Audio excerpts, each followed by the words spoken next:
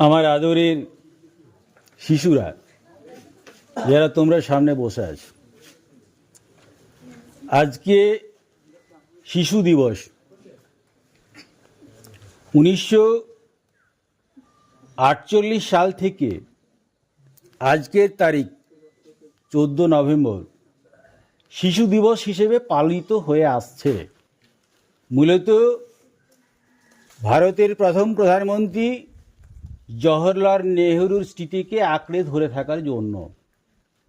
তাহলে প্রশ্ন হতে পারে, এই জওহরলাল নেহরু কে ছিলেন?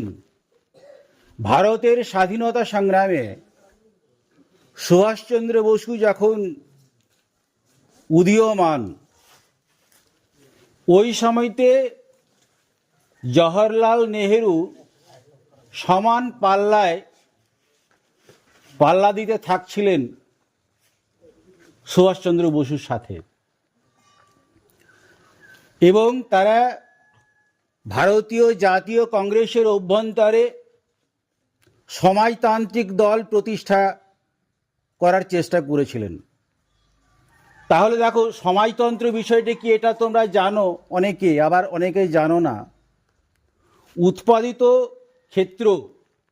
উৎপাদন ক্ষেত্র এবং উৎপাদিত পণ্যের সমবন্টন যদি সমস্ত মানুষের মধ্যে হয়, তাহলে সেই রাষ্ট্রটাকে আমরা সমাজতান্ত্রিক রাষ্ট্র বলি, এবং সেই ধ্যান ধারণাটাকে আমরা সমাজতান্ত্রিক ধ্যান ধারণা বলি। যেমন ধরো, জমি হচ্ছে একটা উৎপাদন ক্ষেত্র, ধান সেখান থেকে হচ্ছে, ধানটা হচ্ছে উৎপাদিত পণ্য। তাহলে এটার সমবন্টন, এই মানসিকতায় পুষ্ট ছিলেন জওহরলাল নেহরু এবং সুভাষচন্দ্র বসু।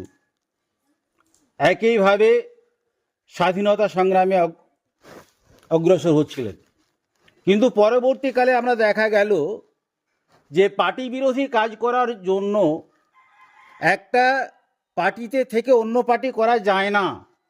তাহলে মূলত যেটা হয়, পার্টি তাকে শৃঙ্খলা ভঙ্গের অভিযোগে দোষী সাব্যস্ত করে এবং তাকে বহিষ্কার করা হয়। এবং এই কারণে আমরা দেখেছি পরবর্তীকালে সুভাষচন্দ্র বসু যখন কংগ্রেসের অভ্যন্তর থেকে অন্তর্দলীয় কোন্দলের জেরে যখন ফরওয়ার্ড ব্লকটা গঠন করলেন, ওই সময়তে জওহরলাল নেহরু কিন্তু তার সঙ্গ ছেড়ে বেরিয়ে এলেন এবং মূল কংগ্রেসে থেকে গেলেন। আর জওহরলাল নেহরু তৈরি করলেন, বাকি সুভাষচন্দ্র বোস তৈরি করলেন ফরওয়ার্ড ব্লক। তাহলে এইভাবে আমরা দেখেছি।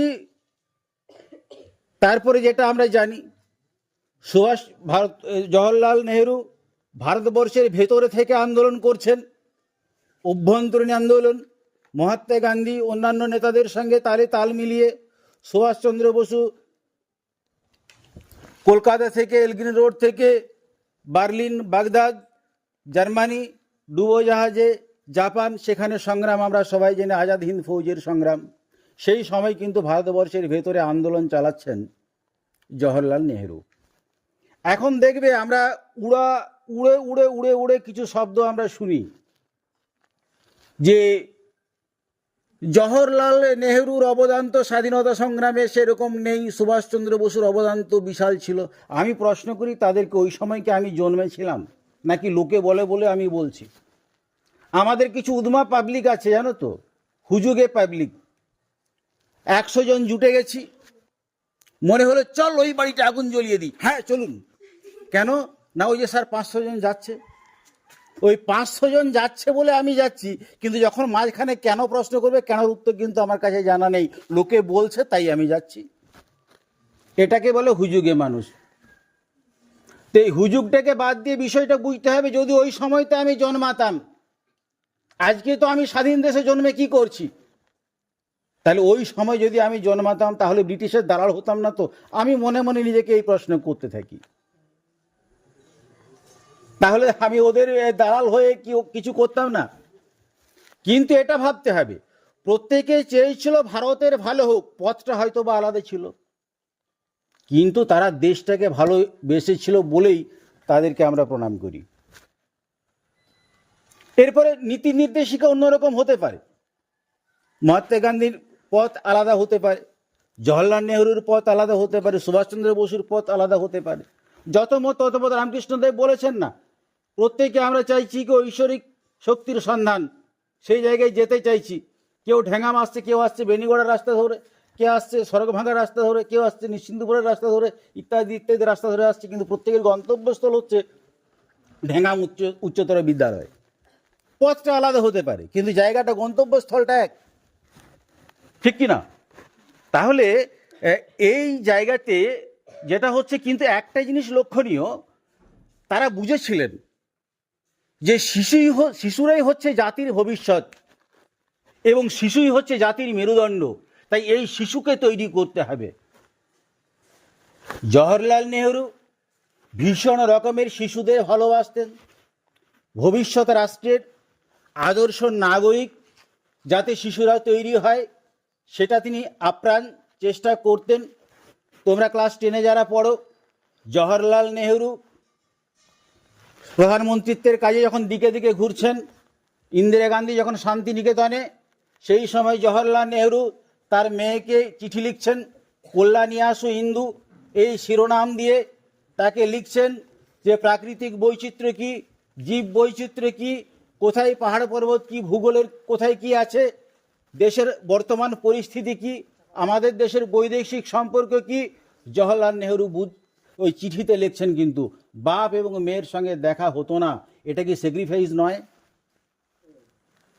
বাপ এবং মেয়ের দেখা হতো কদাচিৎ, কিন্তু চিঠিতে চিঠিতে যোগাযোগ হতো। তাহলে এই জওহরলাল নেহরু স্বাধীন ভারতের প্রধানমন্ত্রী হলেন। ওই সময়তে আমরা জানি যে অনেক দাঙ্গা হাঙ্গামা হয়েছে, নোয়াখালীর দাঙ্গা।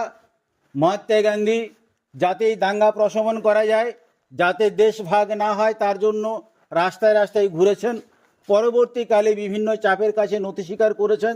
যখন দেখল যে দেশটা রক্তগঙ্গায় বিভিন্ন গোষ্ঠীর মধ্যে সংঘর্ষ হয়ে দেশটার কিছু থাকবে না, সেই সময়তে তিনি সমর্পণ করতে বাধ্য হলেন এবং একটা জায়গায় পরিষ্কার বলেছেন, অত্যন্ত দুঃখের হলেও, অত্যন্ত বেদনাদায়ক হলেও আমি এই দেশভাগটা মেনে নিচ্ছি। আবার একটা সময় বলেছিলেন, আমার ডেড বডির উপর দিয়ে দেশটা ভাগ হবে। যদি দেশটা ভাগ হয়, সেদিন দেখবেন মহাত্মা গান্ধীর ডেড বডির উপর দিয়ে দেশটা ভাগ হচ্ছে। তাহলে এই সমস্ত কথাবার্তা কিন্তু এগুলো প্রামাণ্য সত্য, এগুলো ইতিহাসে লেখা আছে, এগুলো আমরা দেখেছি। তাহলে জওহরলাল নেহরু যে কথা বলতে চাইছিলাম, জওহরলাল নেহরু স্বাধীন ভারতের প্রথম প্রধানমন্ত্রী হলেন।